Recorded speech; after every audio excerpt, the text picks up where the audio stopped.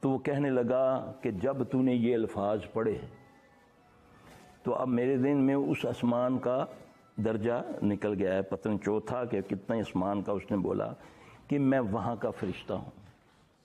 اگر تو یقین ہے مسلمان ہوں، ورنہ تو یہ کیسے ہو سکتا ہے نا؟